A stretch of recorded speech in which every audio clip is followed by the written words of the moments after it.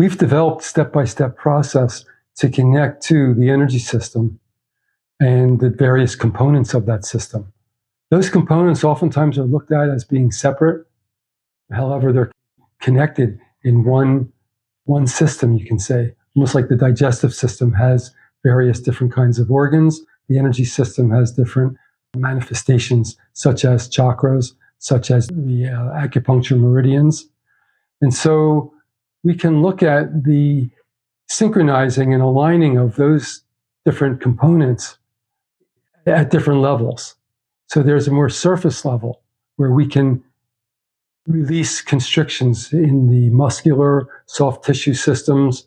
We can help the body through various techniques to align the bone structure.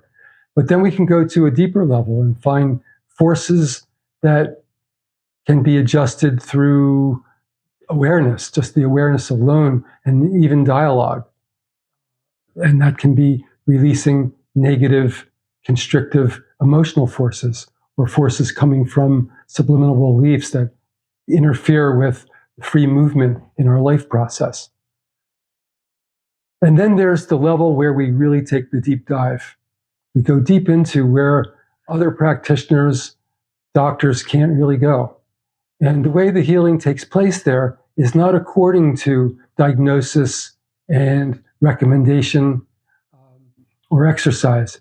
It's through pure connection to the matrix of energy deep within the system and reorganizing that system, creating a symmetrical fluid motion within that system. So first we have to know, how do we get in? And then once we're in, what are the various methods that you can use, including improvised and creative methods that you yourself find. However, we have a spectrum of different techniques that are very good entry points and also very good intermediate and advanced techniques to work with. But that doesn't limit the fact that a person using the initial information can dive in deep within the system and discover their own way to harmonize that system. That deep dive initially takes work. It's like learning a musical instrument. When you learn a musical instrument, maybe you blow into the instrument and there's a sound comes out. It's not a very nice sound. And over time, you learn how to regulate that breath and that sound becomes more rich. And then you create sequences of sound that create melodies and then phrases, and then you have music. You have songs, tunes, or whatever you want to call them. And so it's like that. The first initial steps are like learning how to create that rich sounding note, the connection between the intention and the mind and various aspects of the energy system. And knowing what is the sensation when we're connected. So that it's not just visualizing, imagining, but we're really clear that we're in direct contact between the mind intention and those various components of the energy system. And it can take time to get clear about that, to create good, solid connection. But once you're there, you're in. And then you start to have, in the musical analogy, you start to have the tones. And then you can start to connect those tones and harmonize them. You have different layers. Even within the chakra, there's different layers of tone. Within the meridians, there's different layers of tone. You can find dissonance. You can create harmony. You can find motions in the body, as an example, the cranial motion, and find that the cranial bone is distorting in its movement. Connect to that cranial bone and its membranes and release the forces that are creating the aberrant movement and bring it back to not only a symmetrical flow, but a greater amplitude of flow. So this happens on many different levels, but that deep dive into the energy system may take this initial work and effort, but once you're in, it starts to be like the musical instrument.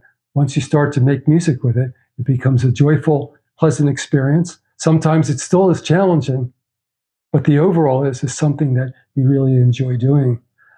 Going into that level of healing is like a place that few people dare to go, because it takes looking at the system and what it produces and what it attracts, and then becoming honest and clear with oneself about that reality and what it creates, and then being willing, if we want, to change it, to adjust it. And we then have the tools to do it.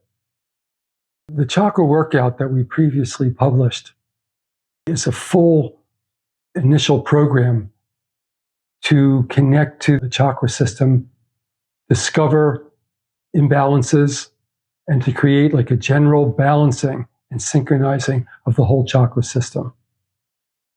The upcoming program that we're presenting, which is the self-correction of the cranial sutures and the spine, is completely complementary.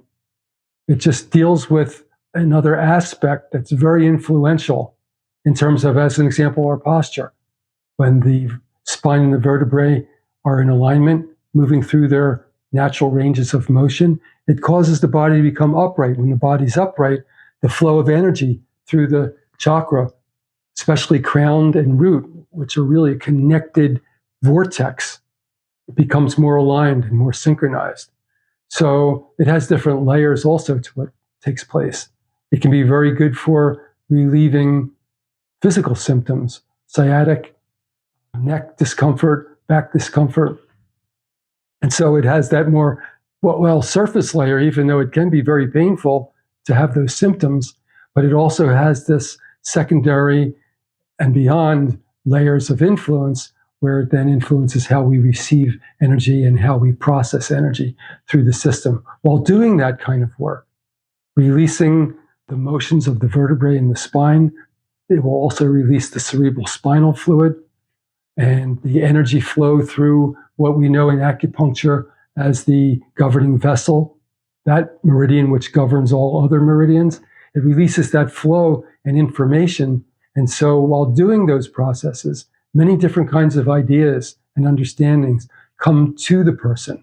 So even though you could say that's a secondary effect to the actual physical aligning and the benefits of that, it also then provides a landscape where we can have certain understandings and become aware of many different things that are useful for our life process.